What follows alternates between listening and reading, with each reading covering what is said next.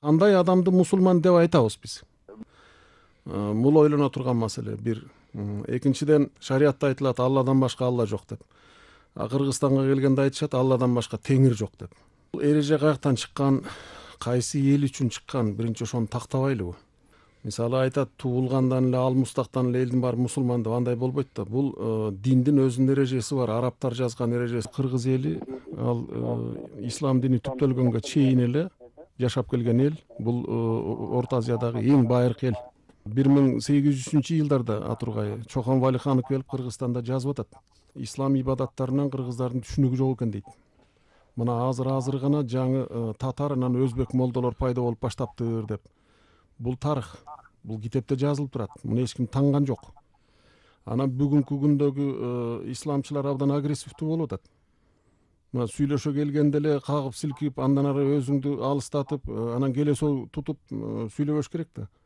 Ислам дини, мына мен буларга суроо берет элем. Башка элдердин, башка өлкөгө барып, ошолордун каада салтын, үрп адатын өзгөрткөнгө укуктуу деген жери барбы? Эгер Мухаммед пайгамбар ошентип айтып кеткен болсо, кийин баланча жылдан кийин кыргыздардын барып салтын баарын өзгөрткүлө ушу мен айткан боюнча деп кеткен болсо, анда ойлонолук. Адам качан мусулман болот десе, бул дин дейт, жүрөктө жүргөн нерсе дейт. Ал бала төрөлгөндөн эле жүрөгүндө бир дин орноп калбайт. Акыл эси жетилгенден кийин, бир нерсени түшүнгөндөн кийин барып бир динди кабыл алат. Ошондон кийин ошол диндин өкүлү болот. Бул бүт дүйнөдөгү диндердин баарынын эрежеси ушундай. Анан исламга келгенде эле төрөлгөндөн баштап эле бир диндин өкүлү болосуң деген бул болбойт да. Кудай эркин төрөткөн адамды. Эркин жаратат. Динден да, саясаттан да баарынан эркин жаратат. Андан кийин барып башы байланат адамдын. Ошондон улам бул кыргыздар илгертен эле өзүнүн эркиндиги үчүн жанын сайып келген эл, керек болсо.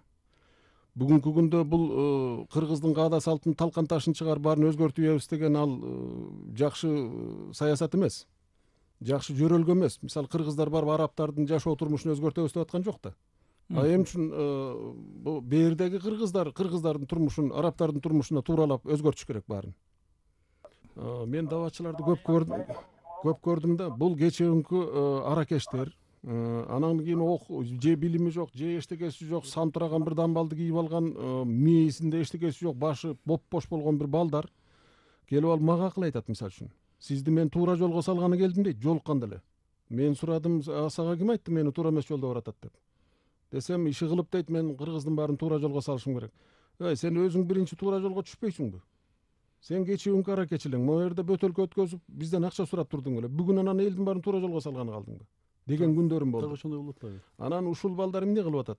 Мен вообще Кыргызстандагы бу жалпы дин миссионерлери, даватчыларды карап отуруп, эң начар иштегени исламчылар экен деп койдум. Себеби булар ислам дининен үркүтүп атат. Ислам дининин аброю калат бекен, калбайт бекен бир айдан кийин. Ушундай дагы пропаганда болобу?